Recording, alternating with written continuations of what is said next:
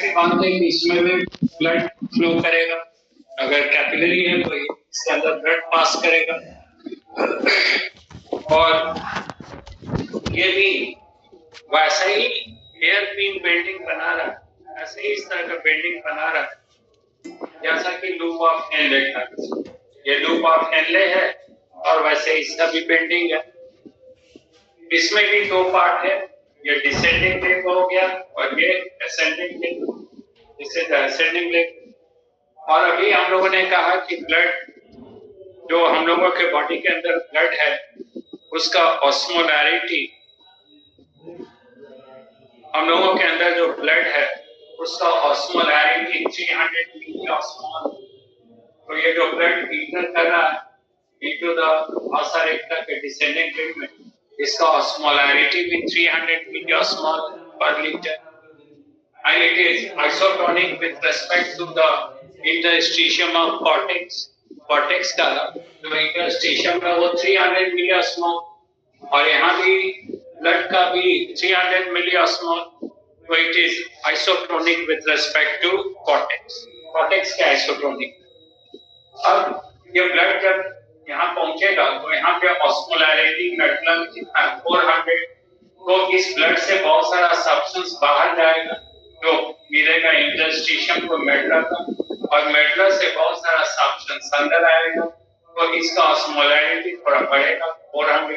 जैसे जैसे गहराई में जाएगा, यहाँ 600 है, यहाँ भी 600 हो जाएगा, यहाँ 800, ये भी 800 ड्यू टू एक्सचेंज।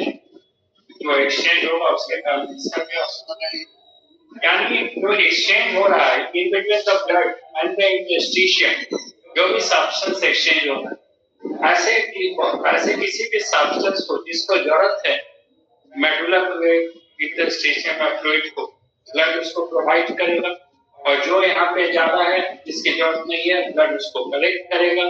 तो इस एक्सचेंज से इसका ऑस्मोलैरिटी बढ़ता जाएगा। फाइनली यहाँ हो जाएगा 1000, यहाँ भी 1000 और नीचे हो जाएगा 1200 जो मेडुला में डीपर पार्ट में है। उसी तरह फिर यहाँ पे 1000, ये 800, ये 600, ये 400 और फिर ये 300। तो आप देख रहे हैं कि ये जो ब्लड है जैसे जैसे वसा रेक्टा की डिसेंडिंग लिंब में अंदर जाता है इसका ऑस्मोलैरिटी भी बढ़ता है to remain isotonic with respect to the osmolarity of the interstitium of medulla. Medulla का जो फ्लूइड है उसके रेस्पेक्ट में आइसोटोनिक रहने के लिए इसका कंसंट्रेशन भी बढ़ता जाता है। बढ़ते बढ़ते पहुंच गया 1200 और फिर जब ऊपर आएगा तो बहुत सारा सब्सटेंस रिलीज करेगा, अल्टीमेटली 300। तो इसमें कोई ज्यादा चेंज नहीं आता।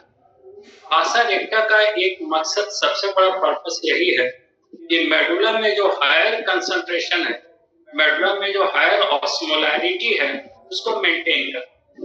जैसे किसी भी सॉल्ट वगैरह की कमी है, ऑस्मोलैरिटी कम हो सकता है, मेडुला पूरा का पूरा यूरिन का कंसंट्रेशन बिगड़ सकता है, तो वैसे सब्सटेंस को ब्लड उसमें सप्लाई कर देगा, जिसकी जरूरत नहीं है उसको कलेक्ट कर लेगा, तो मदद करता है ऑस्मो रेगुलेशन। अब एक सबसे इंपॉर्टेंट चीज, अब इस पर ध्यान दीजिए। मान लीजिए ये पेन है, ये pen, it is the descending limb of loop of Henle. ये लूप ऑफ हेनले का डिसेंडिंग लिंब, इसमें फ्लूइड अंदर। तो इस descending limb of loop of Henle के चारों ओर असेंडिंग लिंब ऑफ वसा रेक्टा है, इसको क्वाइल करता हूं, इसको लपेटता हूं, इसके चारों ओर लिपटा हुआ असेंडिंग लिंब ऑफ वसा रेक्टा, यानी ये डिसेंडिंग लिंब है और इस डिसेंडिंग लिंब के चारों ओर क्वाइल कर रहा है असेंडिंग लिंब ऑफ वसा रेक्टा। और ठीक उसी तरह इस ascending limb of loop of Henle के चारों ओर क्वाइल कर रहा है डिसेंडिंग लिंब ऑफ वसा रेक्टा, डिसेंडिंग लिंब ऑफ वसा रेक्टा। तो अब देखिए दो लिंब है, डिसेंडिंग एंड असेंडिंग, ये वसा रेक्टा का। दो लिंब यहाँ भी है डिसेंडिंग एंड ये है नेफ्रॉन का, लूप ऑफ हेनले का, और यहाँ भी दो लिंब है descending and ascending limb of vasa रेक्टा। तो ये जो डिसेंडिंग लिम्ब है वासा रेक्टा का, ये चारों ओर लपेटा हुआ है ascending limb of loop of Henle, और ascending limb of vasa recta, ascending limb of vasa recta, ये चारों ओर लपेटा हुआ है to the descending limb of loop of Henle। ये इसके चारों ओर लिपटा हुआ। तो अब देखिए, जैसे यहाँ काउंटर करंट हमने कहा था, काउंटर करंट एक्सचेंजर यानी अपोजिट डायरेक्शन में फ्लूइड हो रहा है और आपस में एक्सचेंज हो रहा है, काउंटर करंट एक्सचेंजर। तो एक काउंटर करंट एक्सचेंजर होगा in between the descending limb of loop of Henle and the ascending limb of vasa recta। एक काउंटर करंट, क्वेश्चन आएगा कि how many counter currents mechanism are involved in the urine formation। तो आप कहिएगा कि पहला तो है in between the descending and ascending limbs of loop of Henle। दूसरा हम लोग कहेंगे in between the descending and ascending limbs of vasa recta। तीसरा हो जाएगा in between the descending limb of loop of Henle and ascending limb of vasa recta। और चौथा हो जाएगा in between the ascending limb of loop of Henle and descending limb of vasa recta। Four counter current exchange. तो vasa recta का एक बड़ा important role है कि ये भी एक्सचेंज में मदद करता है फिल्ट्रेट के साथ। तो इसके कारण यूरिन का कंसंट्रेशन बढ़ता है। फिर से एक बार रिपीट कर देते हैं ध्यान से। ये कॉर्टेक्स है किडनी का, और इसके बाद डॉटेड लाइन के बाद नीचे तक मेडुला है। इसके अंदर भी फ्लूइड है, इंटरस्टिशियम कहते हैं, tissue fluid present in the cortex, और उसी तरह इंटरस्टिशियम इन मेडुला। दोनों में फर्क ये है कि कॉर्टेक्स का जो इंटरस्टिशियम है उसमें ऑस्मोलैरिटी या ऑस्मोटिक कंसंट्रेशन ये 300 मिली ऑस्मोल पर लीटर, और it is isotonic with respect to the blood and the body fluid, and also with respect to the filtrate present in the lumen of Bowman's capsule। सब में 300 मिली osmole पर litre. लेकिन medulla में जब inter करता है तो जैसे जैसे गहराई में बढ़ते हैं ऑस्मोलैरिटी बढ़ता है, और इस हायर ऑस्मोलैरिटी को मेंटेन करने में रोल है वासा रेक्टा। ये हर वो सब्सटेंस रिलीज करता है जो इसके कंसंट्रेशन को बढ़ाए डिफरेंट सॉल्ट्स में। अब देखिए, ये फिल्ट्रेट जब इंटर करेगा पीसीटी में तो इसका ऑस्मोलैरिटी अभी 300 मिली ऑस्मोल पर लीटर है, और इस फिल्ट्रेट का जो भी वॉल्यूम है उसका 2/3 वॉल्यूम एब्जॉर्ब हो जाएगा इनटू द पीसीटी। सबसे ज्यादा एब्जॉर्प्शन पीसीटी।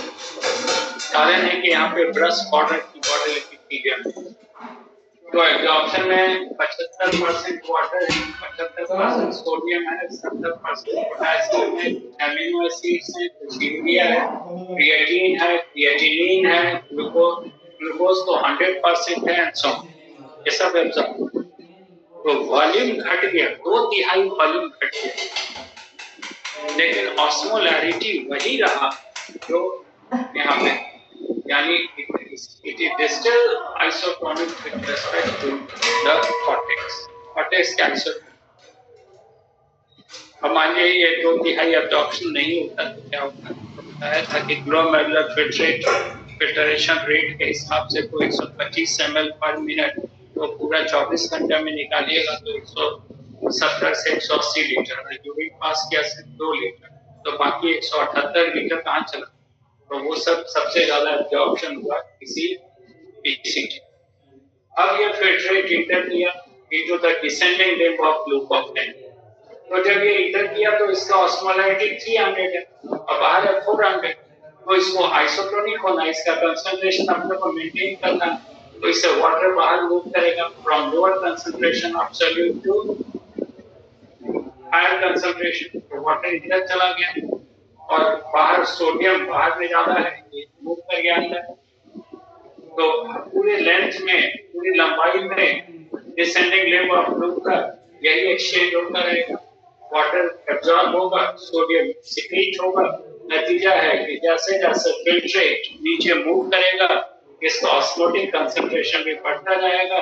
इसका मकसद यही है कि बाहर जो इंटरस्टिशियम है मेडुला का, उसके बराबर रखा जाए कंसंट्रेशन, और इसी चक्कर में जब नीचे आएगा तो इसका ऑस्मोटिक कंसंट्रेशन हो जाएगा 1200, जो डीपर पार्ट में मेडुला। अब ये मूव करेगा ascending limb of loop of Henle, और एनसीईआरटी में भी लिखा हुआ है ascending limb of loop of Henle का wall it is completely impermeable to water, इससे वाटर एब्जॉर्ब नहीं होगा बट परमेबल टू सोडियम। अब सोडियम भी परमेबल है तो क्लोराइड आयन पीछे पीछे चला जाएगा, ड्रैग इफेक्ट कर, oppositely charge ions attract each other, sodium absorb होगा तो पीछे क्लोराइड भी एब्जॉर्ब। अब पूरी लंबाई में सोडियम और क्लोराइड आयन एब्जॉर्ब हो रहा है, ये सोचिए पूरा लंबाई में ये एब्जॉर्ब हो और वाटर एब्जॉर्ब नहीं हो रहा, वाटर यही है, तो कंसंट्रेशन इसका क्या होगा, घटेगा।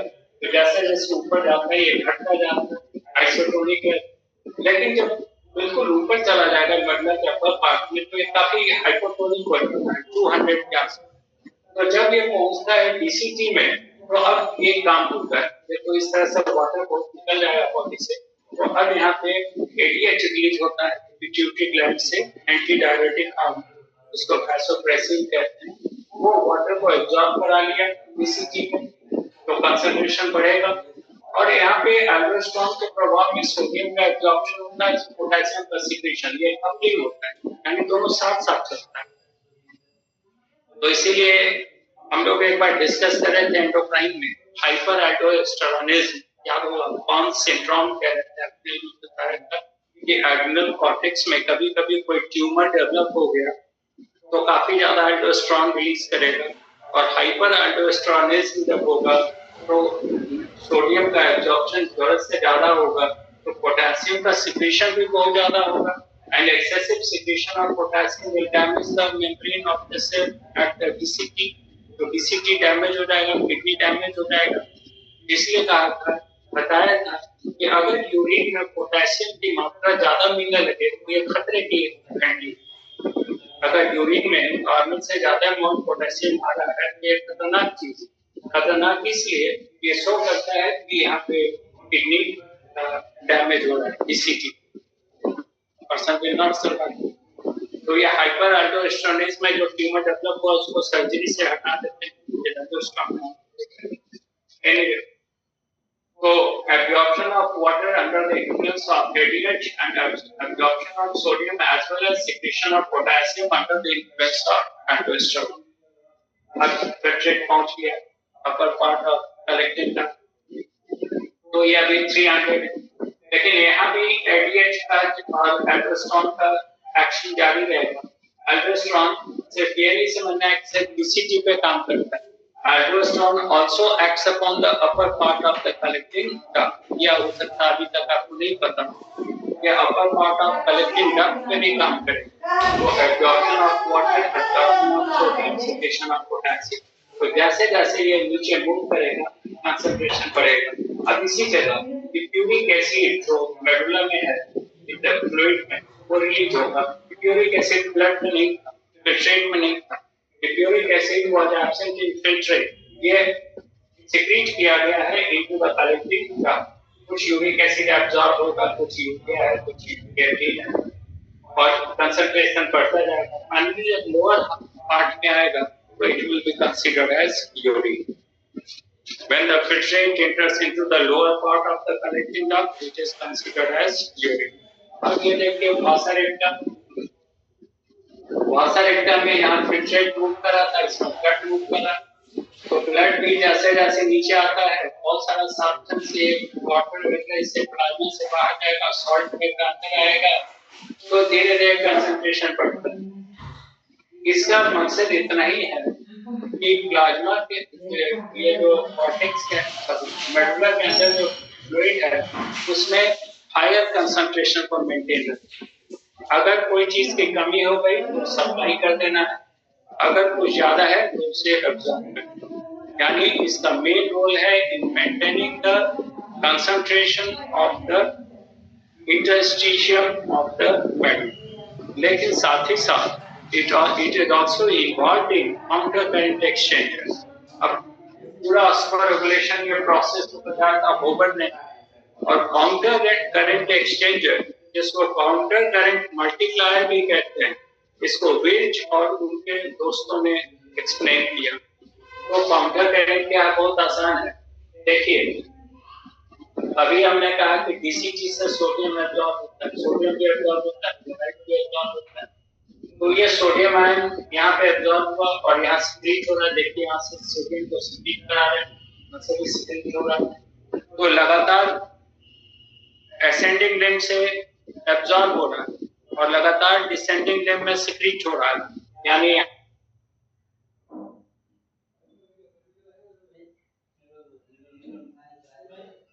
दोनों में जो फिल्ट्रेट का डायरेक्शन है फ्लो का वो अपोजिट है, इसमें नीचे आ रहा है, इसमें ऊपर जा रहा है और साथ में एक्सचेंज है। इससे हर बार फिल्ट्रेट ज्यादा कंसंट्रेट होता है। तो एक काउंटर करंट मैकेनिज्म वर्क कर रहा है in between the descending limb and ascending limb of group of carrier. दूसरा काउंटर करंट मैकेनिज्म वर्क कर रहा है in between the descending limb of vasa recta and ascending limb of vasa रेक्टा।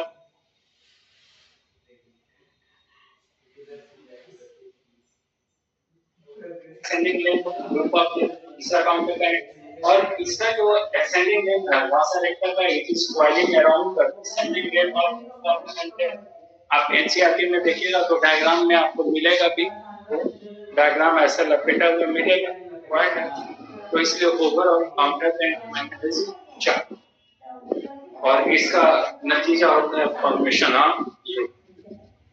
अगर ये counter current, अगर ये osmo regulation नहीं हो या काउंटर करंट मैकेनिज्म वर्क नहीं करे तो यूरिन का कंसंट्रेशन ज्यादा नहीं हो, यूरिया वगैरह बहुत ज्यादा एक्सक्रीट नहीं।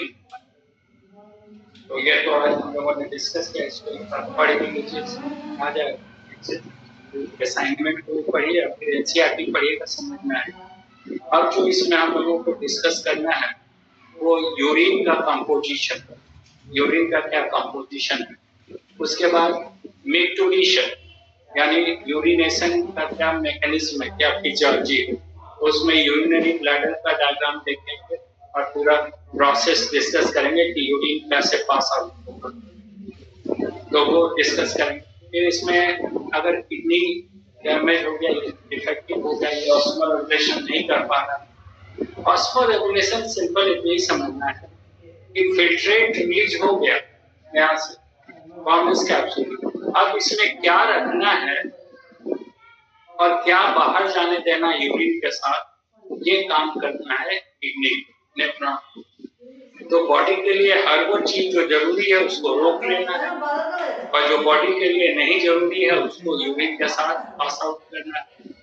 तो अगर किडनी ये काम नहीं करता है तो हम लोगों के ब्लड में या बॉडी फ्लूइड में बहुत सारे ऐसे सब्सटेंस ज्यादा इकट्ठे हो जाएंगे जो नुकसानदेह कर सकते हैं। तब वैसे कंडीशन में डायलिसिस किया जाता है। तो हम लोग डायलाइजर हम लोग डिस्कस करेंगे और फाइनली देखेंगे एब्नॉर्मैलिटीज रिलेटेड टू यूरिन।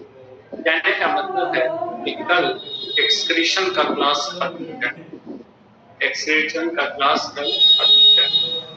तो ऑनलाइन में एक तो रेस्पिरेशन पढ़ा चुके हैं आपको और दूसरा एक्सक्रीशन का क्लास कल खत्म हो जाएगा।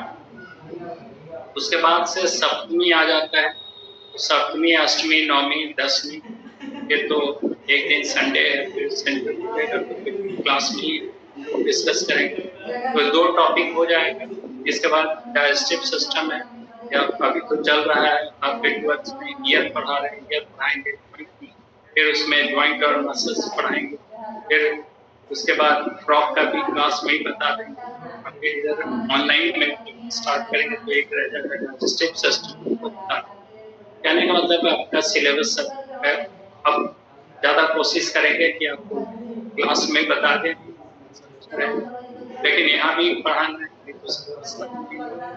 तो दोनों चले, लेकिन कोई अर्जेंसी नहीं। तो इसीलिए कल क्लास करने को अब आप बंद कर देंगे, शुरू करेंगे जब ऑफलाइन शुरू करेंगे और फिर उसके बाद उसी तरह छठ की 50 वैकेंसी भी चली। लेकिन जो जो आपका टारगेट बैच है, टारगेट और फाउंडेशन तो उसमें रखे हुए हैं जो कर रहे हैं अपना, जिनको मन है, जो नहीं कर रहे हैं। फाउंडेशन में तो सब पढ़ाएंगे, डिटेल पढ़ाएंगे, बोर्ड पर पढ़ाएंगे। फाउंडेशन का बच्चा जो इसमें शामिल है उसको हो सकता है नहीं समझ सकता, सब क्लियर होगा।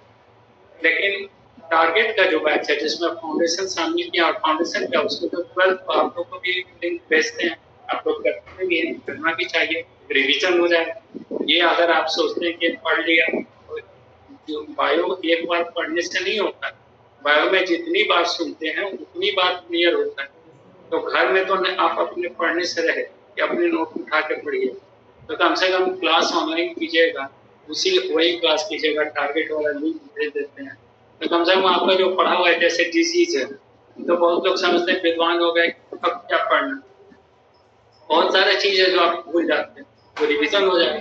अभी डिजीज है, मेंटल इलनेस है, ड्रग एडिक्शन है, उसके बाद फिर उसमें एंडोक्राइन डिस्कस करेंगे, तो वो चलता रहेगा। टारगेट का बैच चलता रहेगा। टारगेट का टाइम कल के बाद हम थोड़ा चेंज करेंगे, लेकिन कल तक यही टाइम है। और कल 12th का बैच वाला ये कंप्लीट हो जाएगा, उसके बाद 12th का बैच अभी सस्पेंडेड रहेगा, टारगेट का बैच हर दिन चलेगा।